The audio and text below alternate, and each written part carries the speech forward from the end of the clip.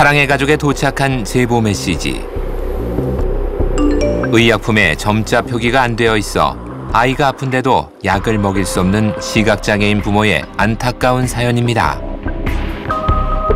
수시로 아프고 열이 나는 어린 자녀들. 점자 표기가 없어 해열제와 감기약도 구분되지 않는 상황에서 시각장애인 부모는 발만 동동 구를 수밖에 없다고 하는데 그 힘겨운 상황을 함께 확인해봤습니다.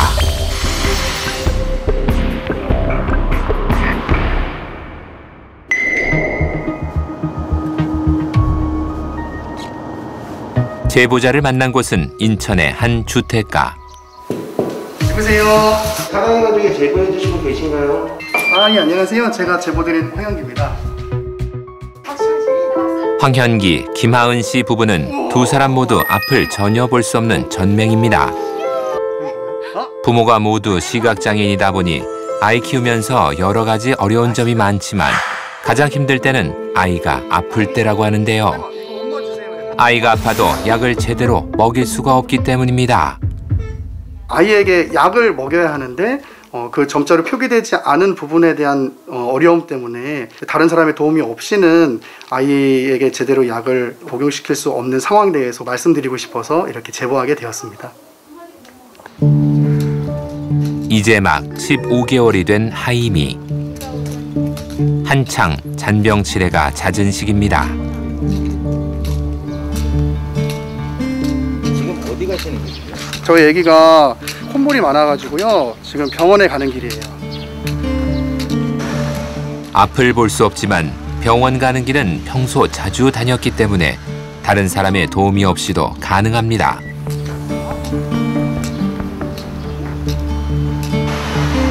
하지만 문제는 병원에서 받은 처방전을 들고 약국에서 약을 받아올 때입니다. 저희가 시각장애인이라서 물약이 이렇게 두 개예요. 네네. 이게 지금 무슨 약이랑 무슨 약이죠? 하나는 항생제고 하나는 네. 코감기 시럽인데 네. 항생제는 냉장고에 넣어야 할 게 있어요. 예. 그러면 여기다가 촉각이 다르게 감아 네. 드릴게요. 네. 약을 받아오긴 했지만 먹일 수가 없습니다. 똑같이 생긴 약병에 든 물약을 구별하는 것도 쉽지 않은 데다 정확한 용량을 나누어 먹이는 게 불가능하기 때문입니다. 약은 구입 잘 하셨어요? 네, 약사님께서 그래도 약 구분이 어렵다고 하니까 이렇게 친절하게 테이핑도 해주셔가지고 이걸 이제 냉장 보관하면 된다고 말씀을 해주셨는데 지금 이제 문제는 3ml씩 이렇게 섞어서 아이를 먹여야 되는데 이 약이 이 안에 들어가는 거기 때문에 사실 눈으로 보지 않고는 이게 몇 밀인지에 대한 인지가 어려운 상태예요. 안녕하세요. 안녕하세요. 선생님 이거 좀 도와주셔야 되는데 약 이거 3ml 섞어서 네. 아이한테 먹여야 되는데 결국 활동 보조인이 온 후에야 도움을 받을 수 있었는데요. 병원에서 처방받는 물약의 경우 대부분 한 번 먹을 양을 별도 용기에 따라서 부모가 직접 만들어야 합니다. 시각장애인 부모는 아무리 아이가 아파도 직접 약을 챙겨 먹이는 게 불가능한 이유입니다. 약 먹자. 오, 맛있다. 꿀꺽. 아유 잘한다. 오, 꿀꺽. 꿀꺽. 우와, 잘 먹었다. 으짜. 너. 잘했어, 우리 하임 잘했어. 방금 아이에게 약을 먹인 후 또다시 통에 약을 담는 활동 보조인. 밤이나 이른 새벽 아무도 도와줄 사람이 없을 때 아이에게 먹일 약을 미리 만들어 두는 겁니다. 아이고. 하임이 맘마 먹을까? 시도 때도 없이 다치고 열이 오르는 아이들. 위급한 상황에서 약을 제대로 먹일 수 없다는 불안감은 시각장애 부모들에게 큰 공포인데요.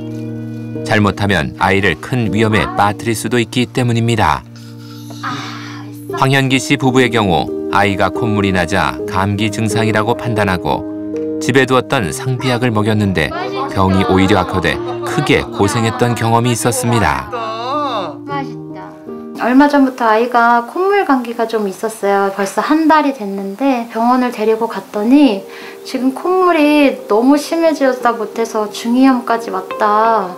혹시 무슨 약을 먹였냐고 그래서 제가 저희 집에서 먹였던 약을 들고 갔었는데 해열제를 먹였다고 하는 거예요, 저한테. 그래서 집에 돌아와서 애기한테 너무 미안하고 그래서 애기 안고 제가 하루 종일 좀 많이 울고. 당시 합병증 때문에 2달 넘도록 큰 고생을 했다고 하는데요. 상비약들을 나름대로 구분해 놓았지만 다급할 때는 그 구별이 쉽지 않습니다. 이게 자 스팀용으로 다 되어 있는데요. 이렇게 꺼내 보시면 이게 지금 다 너무 똑같이 생겨가지고 뭐가 해열제고 뭐가 기침약인지 전혀 알 수가 없는 상태예요. 콧물약, 기침약, 해열제가 모두 똑같은 크기와 모양의 포장에 담겨 있어 시각장애인이 구별할 수 있는 방법은 전혀 없습니다. 심지어 맛과 향까지 똑같아 내용물을 맛본다 해도 전혀 구분할 수가 없는데요. 점자 표기는 포장 어디에도 찾아볼 수가 없습니다. 사실 약을 잘못 쓴다는 건 아이한테도 굉장히 위험한 일이잖아요. 그런데 저희는 보이지 않는다는 것 때문에 약을 제대로 복용시키지 못한다는 그런 마음에 하고요. 아마 시각장애인 부모들이라면 다 똑같은 그런 마음을 갖고 있지 않을까. 아이가 아픈데 약을 잘못 먹여 피해를 입었다는 시각장애인 부모의 사례는 또 있습니다. 43개월 되는 아들을 키우는 이한혁 씨는 지난 겨울만 생각하면 아직도 심장이 철렁합니다. 집안에 있는 상비약을 잘못 먹였다가 열이 펄펄 끓는 아이를 안고 대형 병원 응급실로 달려갔던 경험이 있기 때문입니다. 그때 했던 것이 요거하고 이제 요거죠. 병 모양이 똑같은 해열제와 감기약을 착각해 약을 잘못 먹인 겁니다.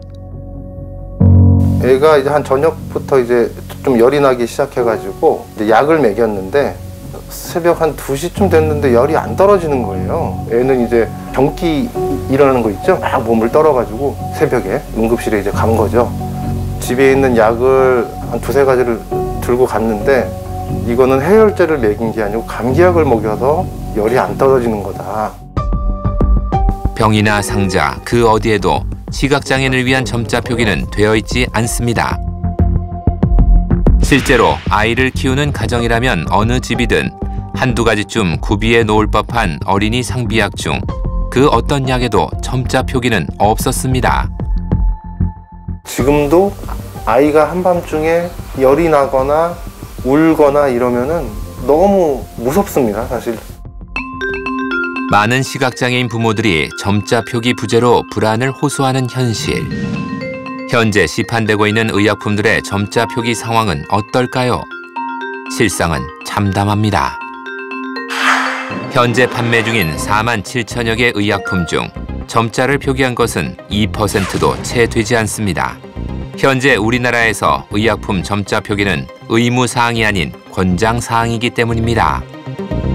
이런 열악한 현실에 대해 담당 부처인 식약처에 입장을 문의했습니다. 저희가 마음대로 한다기보다는 의원입법 사항에 대해서 저희가 왈가왈부 상세하게 설명드리기 좀 어려워요, 기본적으로.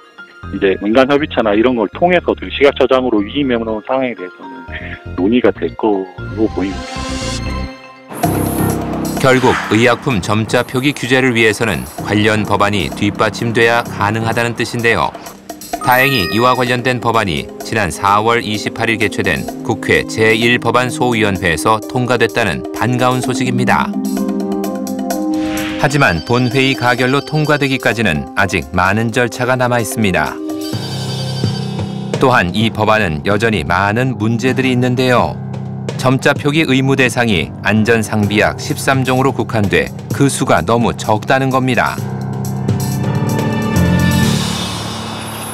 이러한 사항에 대해 문의하기 위해 법안을 발의한 국회의원 사무실을 직접 찾아가 봤습니다. 의약품 점자 의무 표기 숫자도 너무 적다는 이야기도 있고요.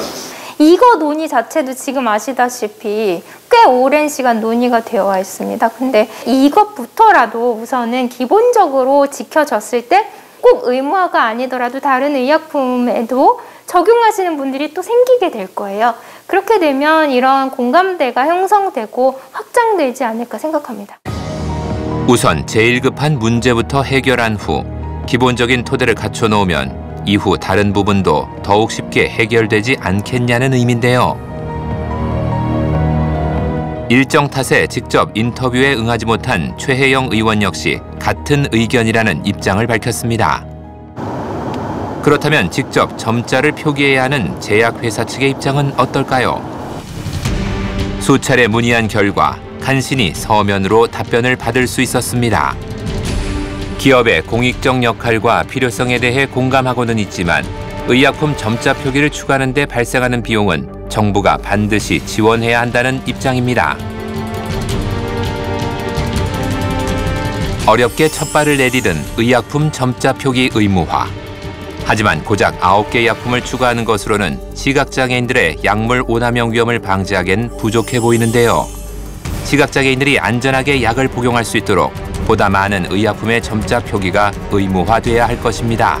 많은 단체들이나 또 여러 곳에서 점자 표기에 대한 그런 부분들에 대해서 많이 이야기를 하고 또 애쓰시고 계시지만 바뀌지 않는 부분에 대해서 너무 참 마음이 안타깝고 이번 이런 방송들을 통해서 그런 것들이 빨리 법 제정이 되고 변화가 될 수 있었으면 너무 좋을 것 같습니다.